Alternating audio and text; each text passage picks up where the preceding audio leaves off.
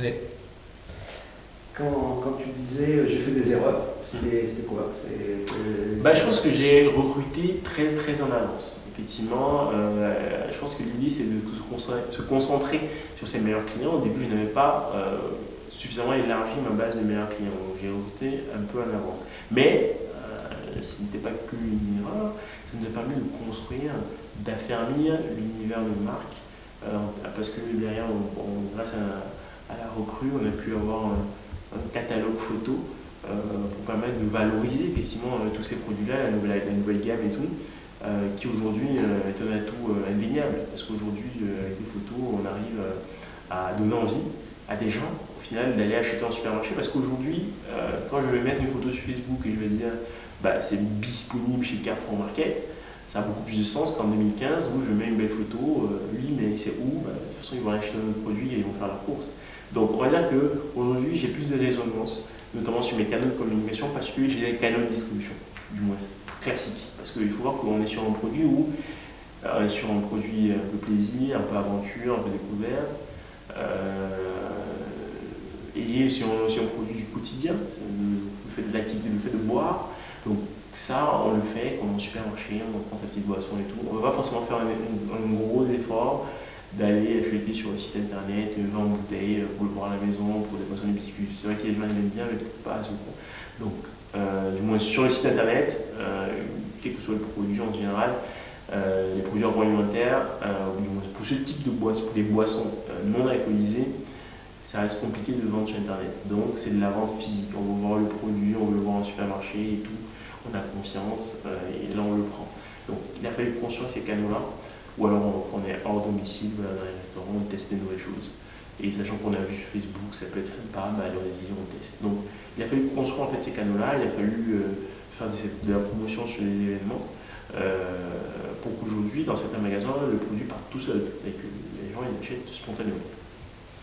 Et là, donc, on peut considérer que ça fait 2 ans et demi que tu es vraiment entrepreneur, que tu existes, etc. Enfin bref, indépendamment de que ça fasse 2 ans.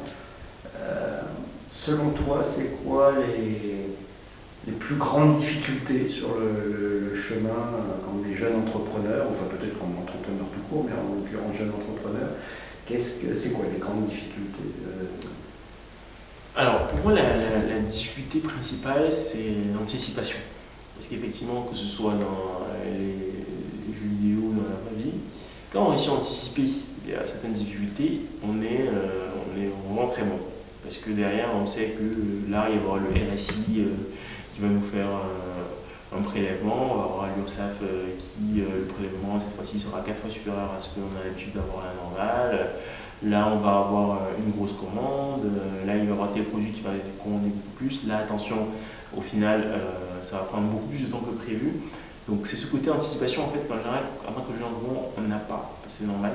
Et du coup, le fait d'avoir du mentoring dans le domaine où on est, des gens qui ont fait un chemin plutôt similaire peut être vraiment décisif parce que l'anticipation, je pense, c'est la clé et anticiper les difficultés, c'est vraiment quelque chose de très important. Après, je dirais trouver des bonnes personnes, surtout quand on est une start-up parce que une start-up qui ne lève pas énormément d'argent, trouver des personnes motivées qui vont être fiables ou même des prestataires qui vont être fiables, qui vont donner un résultat de qualité avec la somme qu'on leur verse, ce qu'on leur paye.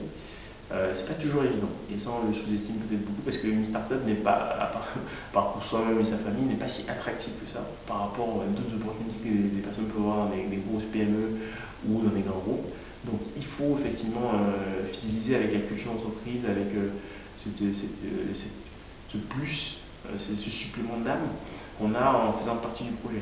Donc ça c'est très important. Après aussi, toujours dans l'anticipation, il faut aussi se dire que ces gens-là qu'on a fini, demain ils peuvent partir comme une histoire d'amour, ça peut se terminer. Donc, il y a ces éléments-là. Après, il y a aussi le financement. Il y a certains secteurs où c'est beaucoup plus difficile de trouver du financement. Donc ça, il faut peut-être l'anticiper.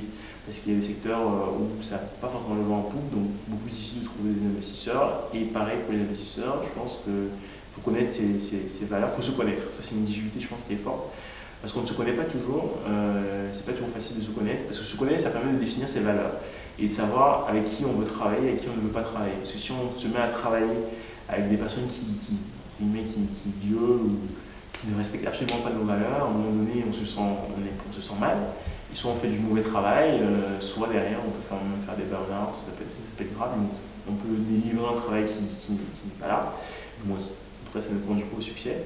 Donc il faut quand même connaître ses valeurs pour pouvoir accepter ou refuser, savoir dire non au final. Parce que ce soit non un investisseur, certes il a beaucoup d'argent, mais au final il va micromanager l'entrepreneur et du coup ça ne va pas forcément donner un fruit qui est correct.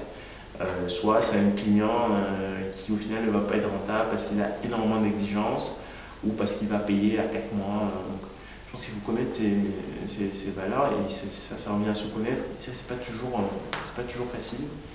Et l'autre chose que je dirais, c'est briser la solitude. Parce que quand on est entrepreneur, on est seul, même si on est des investisseurs, même si on est des associés en tout cas, ils vivent une expérience de la solitude. Ils vivent aussi parfois, notamment la solitude face aux échecs, ou même parfois face au succès. Donc je pense être capable de briser ces solitudes-là, soit via des soirées networking, pas forcément dans des soirées d'entrepreneurs, mais des personnes avec qui on peut parler de façon bienveillante et qui peuvent avoir des retours bienveillants sur ce qu'on fait, ce qu'on entreprend, et qui peuvent mettre en relation. Donc briser la solitude, je pense que c'est important. Est-ce que c'est